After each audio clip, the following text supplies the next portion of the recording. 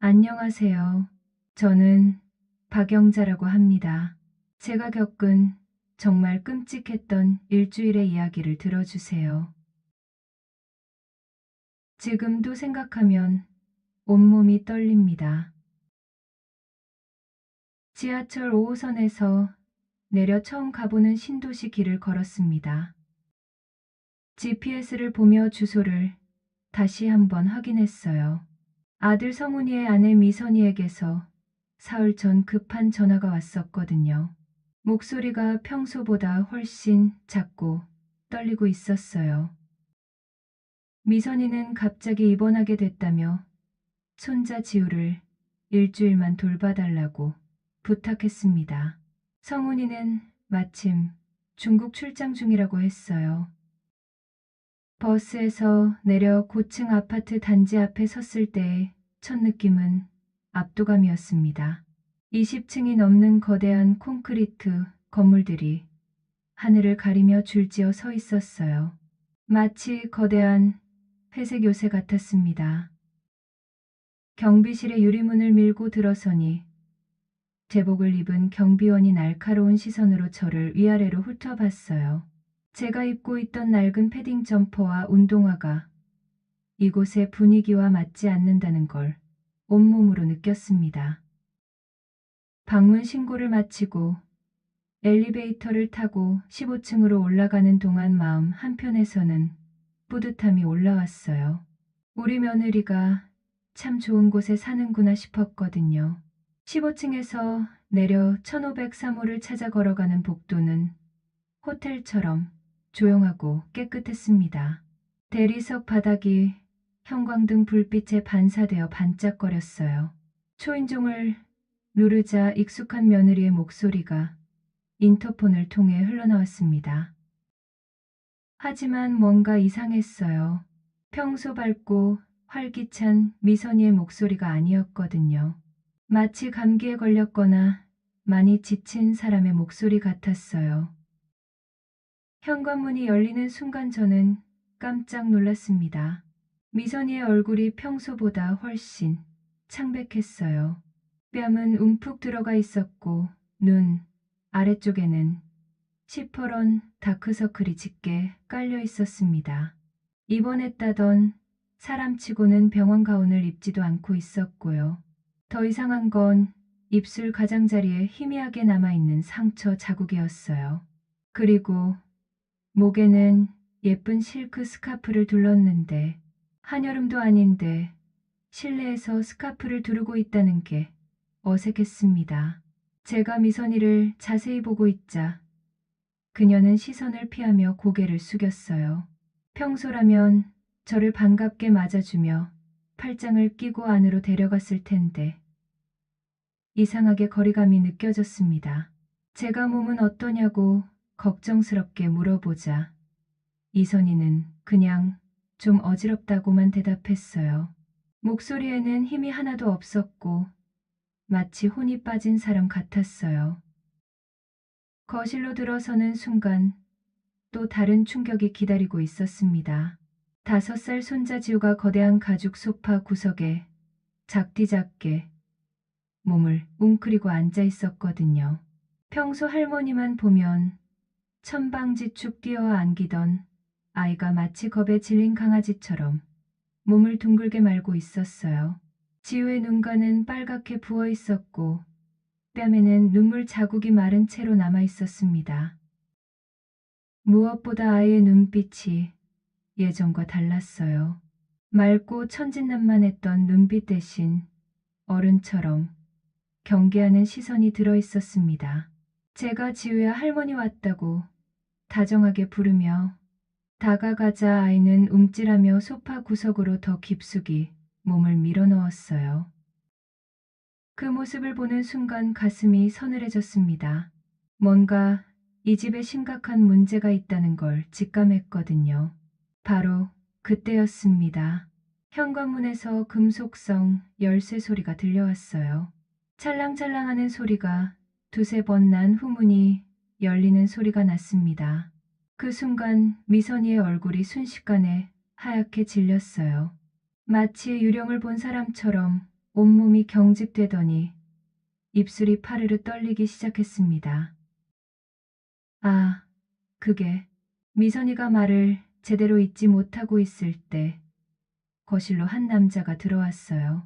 30대 후반쯤으로 보이는 건장한 체격의 남자였습니다.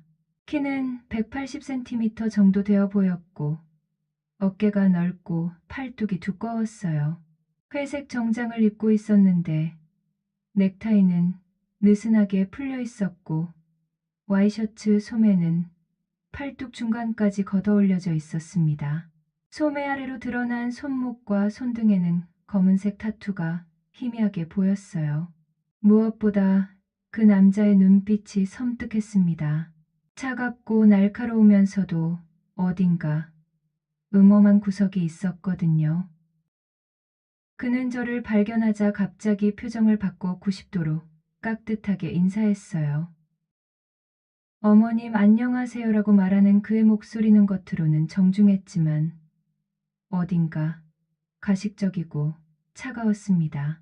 저는 미선이 직장 상사 강 부장이라고 합니다라고 자기소개를 했어요. 하지만 뭔가 어색했습니다. 직장 상사가 부하 직원 집에 이렇게 편하게 들어온다는 게 이상했거든요. 더욱이 그가 미선이를 바라보는 시선이 상사가 직원을 보는 시선이 아니었어요. 마치 자기 소유물을 확인하는 듯한 차갑고 집요한 눈빛이었습니다. 제가 직장 상사가 왜 여기 있느냐고 물어보자 이선희가 황급히 변명했어요. 회사 일로 강 부장님께 신세를 많이 져서 집에 초대했다고 했습니다.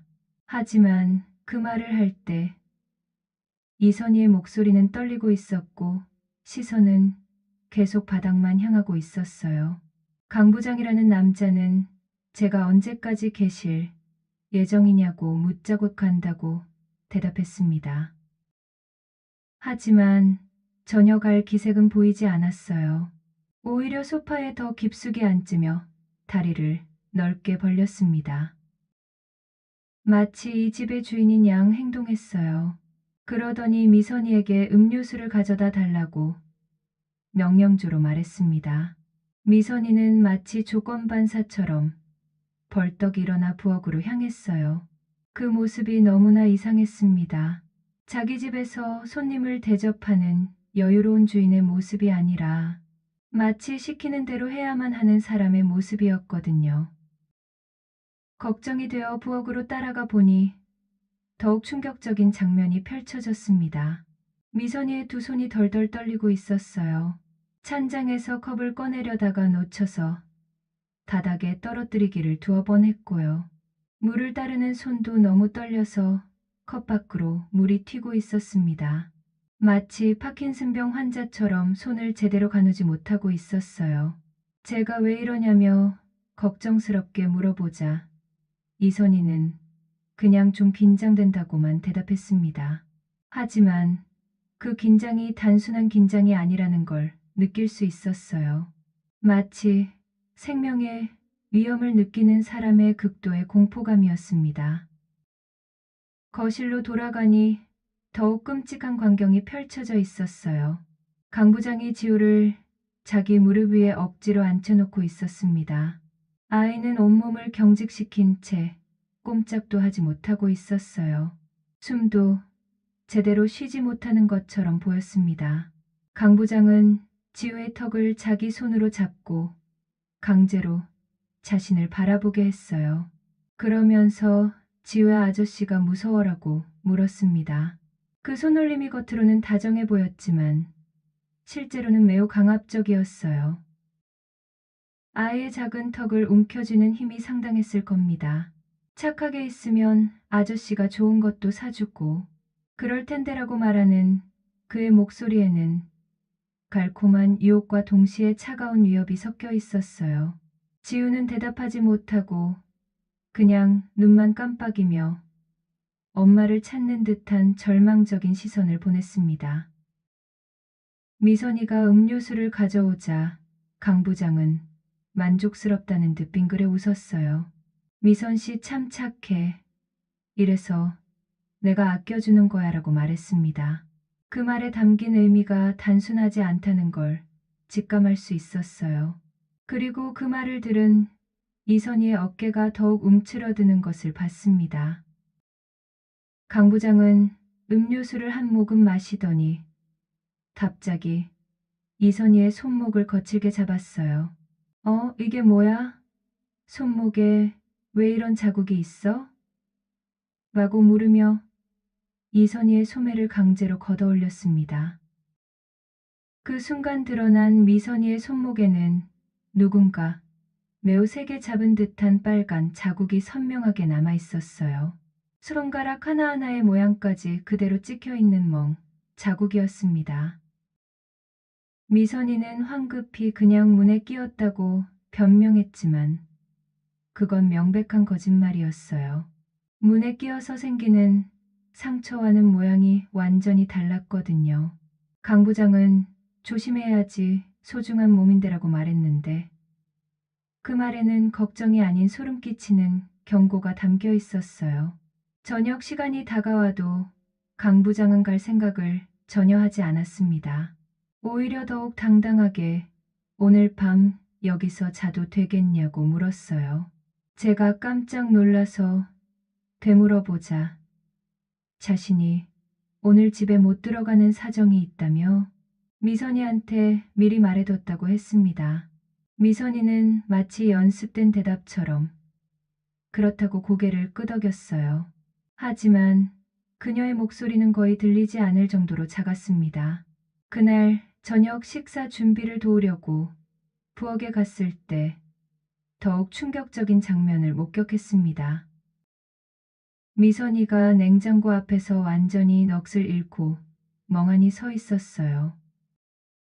손에는 달걀을 들고 있었는데 그 달걀이 이미 바닥에 떨어져 깨져 있는데도 본인은 전혀 눈치채지 못하고 있었습니다. 마치 정신이 다른 곳에 가 있는 사람처럼 허공만 바라보고 있었어요. 제가 크게 이름을 부르자 그제야 정신을 차리더니 어머님 죄송해요라며 황급히 사과했습니다. 미선이가 바닥에 달걀을 치우려고 무릎을 꿇는 순간이었어요. 목에 둘렀던 실크 스카프가 살짝 벗겨지면서 목 부분이 드러났는데 그곳에는 손톱으로 핥힌 듯한 자국들이 여러 개 있었습니다. 세로로 길게 난 상처들이 목 양쪽에 대칭적으로 나 있었어요. 명백히 누군가 목을 양손으로 움켜잡고 강하게 조른 흔적이었습니다. 제가 놀라서 그게 뭐냐고 물어보자 이선희는 번개 같은 속도로 스카프를 다시 둘러쌌어요. 아무것도 아니라며 알레르기라고 거짓말했지만 그런 모양의 알레르기는 세상에 없었거든요. 저녁 식사 시간의 분위기는 최악이었습니다. 강 부장은 마치 이 집의 주인인 양 행동했어요. 상에 놓인 음식들을 품평하며 이건 짜다. 그건 싱겁다며 트집을 잡았고요. 미선이는 그의 비위를 맞추느라 정신없이 이것저것 가져다 주면서 정작 자신은 밥 한 수저도 제대로 뜨지 못했습니다. 마치 식당 서빙 직원처럼 계속 일어났다 앉았다를 반복했어요. 지우는 아예 밥을 먹으려 하지 않았습니다. 제가 숟가락으로 떠서 입에 가져다 주려 해도 고개를 돌리며 거부했어요. 그러자 강 부장이 갑자기 목소리를 높였습니다. 얘는 원래 이래요 버릇이 없어서라고 말하더니 지우를 향해 소리쳤어요. 지우야, 할머니 말씀 안 들을 거야. 라고 소리치는 그의 목소리는 집 전체를 울릴 정도로 컸습니다. 그 소리에 지우는 깜짝 놀라 온몸을 움츠렸고 이선희는 황급히 아이를 감쌌어요. 지우야, 엄마가 먹여줄게. 자, 입 벌려 바라며 떨리는 목소리로 달래기 시작했습니다. 그제야 아이가 조금씩 밥을 먹기 시작했지만 계속해서 강 부장의 눈치를 보며 먹었어요. 마치 언제 또 소리칠지 몰라 전전긍긍하는 모습이었습니다. 식사 후 지우를 씻기려고 욕실에 갔을 때 가장 충격적인 발견을 했습니다. 아이의 등과 팔에 멍자국들이 여러 개 있었거든요. 동그란 멍, 길쭉한 멍, 손가락 모양의 멍. 아이들이 뛰어놀다 생기는 자연스러운 멍이 아니라 명백히 누군가 일부러 때리거나 꼬집어서 생긴 상처들이었습니다. 특히 등 부분에는 어른의 주먹 크기만한 멍이 선명하게 남아 있었어요. 제가 이거 어디서 다쳤느냐고 물어보자 아이는 대답하지 않았습니다. 그냥 입을 꾹 다물고 고개만 저었어요. 할머니한테는 말해도 된다고 다시 물어보자 지우가 조심스럽게 욕실 문을 힐끔 보더니 제 귀에 입을 바짝 가까이 댔어요. 그리고 모기 소리보다도 작게 속삭였습니다. 아저씨, 엄마 때려. 지우도 때려. 무서워. 그 말을 듣는 순간 온몸에 소름이 돋았어요. 5살짜리 어린아이의 입에서 나온 그 절망적인 고백은 제 심장을 멈춰버리게 만들었습니다. 아저씨가 언제부터 여기 왔느냐고 물어보니 아이는 몰라 오래됐어라고 대답했어요. 그러면서 아저씨 오면 엄마가 울고 자기도 무서워서 온다고 했습니다. 아이의 말을 들으며 상황이 점점 명확해졌어요. 저 강 부장이라는 남자는 단순한 직장 상사가 아니었습니다. 우리 며느리와 손자를 괴롭히는 악한 사람이었어요. 그날 밤이 가장 끔찍했습니다. 침대에 누워있는데 옆방에서 이상한 소리들이 들려왔거든요. 미선이가 흐느끼는 소리, 그리고 남자의 낮고 위협적인 목소리가 벽을 통해 새어나왔습니다. 조용히 해 시어머니 들으면 어떡해. 너 또 말썽 부릴 거야 라는 강 부장의 목소리가 들렸어요.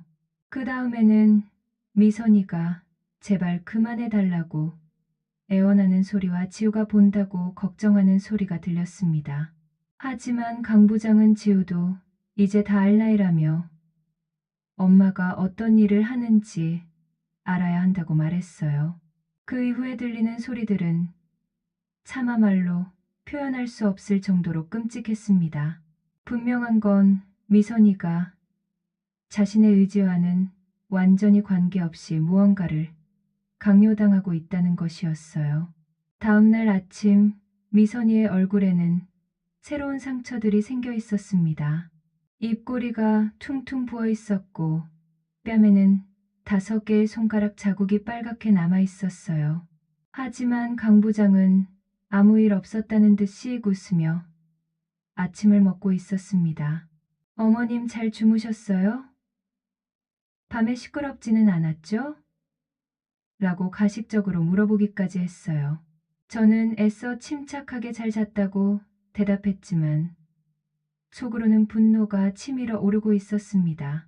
그나저나 미선 씨, 오늘 중요한 일이 있다고 했죠? 라며 은근히 압박을 가했어요. 미선이는 고개를 끄덕였지만 그 표정은 완전히 죽어 있었습니다. 마치 영혼이 빠져나간 인형 같았어요. 강 부장이 외출한 사이 저는 미선이를 단단히 붙잡고 추궁했습니다. 솔직히 말해봐. 저 사람이 도대체 뭐냐고 물었어요. 미선이는 한참을 망설이더니 드디어 입을 열기 시작했습니다. 목소리는 떨리고 있었고 눈에서는 눈물이 계속 흘러내렸어요. 처음에는 정말 회사 상사였다고 했습니다. 그런데 자신이 회사 돈을 실수로 잘못 처리한 적이 있었다고 했어요. 그걸 강 부장이 알게 됐는데 처음엔 도와주겠다며 자기가 처리해 주겠다고 했답니다. 하지만 나중에 그 대가를 요구하기 시작한 거였어요. 처음에는 밥 한번 같이 먹자, 술 한잔 하자 이런 식이었는데 점점 요구가 심해졌다고 했습니다. 그리고 성훈이한테 말하겠다고, 회사에 신고하겠다고 협박하기 시작했어요. 경찰에 신고하라고 하니 증거가 없다며 다 자신이 먼저 잘못한 일이라고 했습니다. 그리고 지우까지 해칠 것 같아서 어떻게 할 수 없다고 울며 호소했어요. 성훈이한테 말할 수도 없고 혼자서는 저 사람한테서 벗어날 수가 없다고 절망하고 있었습니다. 바로 그때 현관문이 열리는 소리가 들렸어요. 강 부장이 예상보다 일찍 돌아온 것이었습니다. 왜 이렇게 조용해? 라며 의심스러운 눈빛으로 우리를 훑어봤어요. 뭘 그렇게 진지하게 얘기하고 있었느냐고 추궁했습니다. 미선이는 급하게 눈물을 닦으며 아무것도 아니라고 대답했어요. 하지만 강 부장은 뭔가 눈치를 챈 듯했습니다. 그는 미선이에게 다가가서 턱을 거칠게 잡았어요. 미선 씨 시어머니한테 이상한 얘기 안 했겠죠? 라며 협박했습니다. 미선이는 공포에 떨며 아무 얘기 안 했다고 대답했어요. 그래야지 괜한 걱정 끼쳐드리면 안 되니까라고 말하는 강 부장의 목소리에는 분명한 경고가 담겨 있었습니다. 그러더니 저를 향해 가식적인 미소를 지으며 말했어요. 어머니 며느리가 좀 예민해요. 요즘 스트레스를 많이 받아서 그래요. 제가 잘 달래드릴 테니까 걱정 마세요. 그 말 속에는 더 이상 캐묻지 말라는 분명한 메시지가 담겨 있었어요. 하지만 저는 포기할 수 없었습니다. 제 며느리와 손자가 이런 고통을 받고 있는데 모른 척할 수는 없었거든요. 그날 밤 강 부장이 잠든 후 저는 조용히 미선이 방으로 갔습니다. 미선이는 잠들지 못하고 천장만 바라보고 있었어요. 제가 도울 방법을 생각해 보겠다고 하니 미선이가 제 손을 꼭 잡았습니다. 정말 방법이 있겠느냐며 혼자서는 정말 무섭다고 떨리는 목소리로 말했어요. 저는 단호하게 대답했습니다.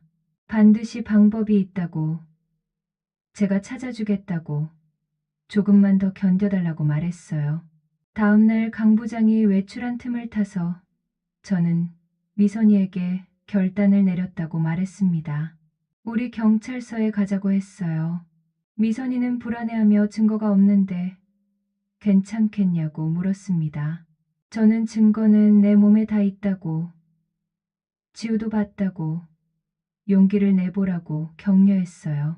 미선이는 한참을 망설이더니 마침내 고개를 끄덕였습니다. 이대로는 정말 살 수 없겠다며 해보겠다고 결심했어요. 우리는 지우를 데리고 근처 경찰서로 향했습니다. 처음에는 민사 분쟁인 것 같다며 소극적이던 경찰관도 미선이의 상처들과 아이의 증언을 듣고는 완전히 태도가 바뀌었어요. 이건 명백한 강요죄와 아동학대죄에 해당한다고 했습니다. 그리고 업무상 지위를 이용한 성폭력 혐의도 있다고 했어요. 수사관은 즉시 내사에 착수한다고 했습니다. 그리고 미선이에게 며칠만 더 증거를 수집하는데 협조해달라고 부탁했어요. 저는 위험하지 않겠냐고 걱정했지만 수사관은 24시간 보호하겠다고 안심시켜 주었습니다. 그리고 제가 계시니까 용의자도 함부로 행동하지 못할 거라고 했어요. 그날 저녁 강 부장이 돌아왔을 때 분위기가 심상치 않았습니다. 평소보다 훨씬 예민해져 있었어요. 오늘 어디 갔었느냐며 누군가 집 주변을 돌아다니더라고 의심스럽게 물었습니다. 미선이는 어머님이랑 마트만 다녀왔다고 거짓말했어요. 하지만 강 부장은 거짓말하지 말라며 뭔 짓을 했냐고 다그쳤습니다. 바로 그때였어요. 현관문이 거세게 열리는 소리가 들렸습니다. 쾅 하는 소리와 함께 여러 명의 발걸음 소리가 동시에 들려왔어요. 경찰들이 들이닥친 것이었습니다. 제복을 입은 경찰관 서너 명이 일제히 거실로 몰려들어왔어요. 그중 한 명이 강민수 씨 강요및 아동학대 혐의로 체포합니다라고 또렷하게 선언했습니다. 강 부장의 얼굴이 순식간에 핏기를 잃으며 일그러졌어요. 그는 미선이를 노려보며 소리쳤습니다. 이 여우 같은 게 너 때문에 내가 라며 분노를 터뜨렸어요. 하지만 경찰들의 수사는 이미 충분히 준비되어 있었습니다. 강 부장의 휴대폰과 컴퓨터에서 미선이를 협박한 문자 메시지와 사진들이 대량으로 발견되었어요. 미선이 몸에 있는 상처들과 지우의 증언, 그리고 디지털 증거까지 모든 것이 그의 죄상을 명백하게 증명했습니다. 수갑이 채워진 강 부장이 경찰차로 끌려가는 모습을 보며 이선희가 제게 말했어요. 어머님 정말 감사해요라고 눈물을 흘리며 말했습니다. 어머님이 아니었다면 저는 평생 저렇게 살았을 거예요라고 했어요. 강 부장은 재판에서 징역 5년을 선고받았습니다. 수사 과정에서 다른 여직원들도 비슷한 피해를 당했다는 사실이 추가로 밝혀지면서 제목이 더 늘어났어요. 지금 미선이는 완전히 새로운 직장을 구해서 열심히 일하고 있습니다. 예전의 생기를 되찾았고 웃음도 많아졌어요. 지우도 완전히 다른 아이가 되었습니다. 예전의 밝고 천진난만한 모습을 되찾았거든요. 가끔 제가 놀러 가면 지우가 달려와 안기며 말해요. 할머니 이제 무서운 아저씨 안 와요. 할머니가 쫓아보냈어요라고 환하게 웃으며 말합니다. 그럴 때마다 제 마음이 뭉클해져요. 이번 일을 통해 깨달은 게 있다면 때로는 침묵이 악을 키운다는 것입니다. 가족이 힘들어할 때 외면하지 않고 함께 맞서는 것이 진정한 가족애라고 생각해요. 설령 그 과정이 아무리 어렵고 두렵더라도 말이에요. 어둠 속에서도 포기하지 않고 진실을 찾아가는 용기, 그것이 제가 이 끔찍했던 일주일을 통해 배운 가장 소중한 교훈입니다. 지금 이 이야기를 들려드리는 이유도 혹시 비슷한 상황에 있는 분이 계시다면 용기를 내시라고 말씀드리고 싶어서입니다. 혼자가 아니에요. 도움을 요청하면 반드시 손을 내밀어줄 사람들이 있습니다. 절대 포기하지 마세요. 감사합니다.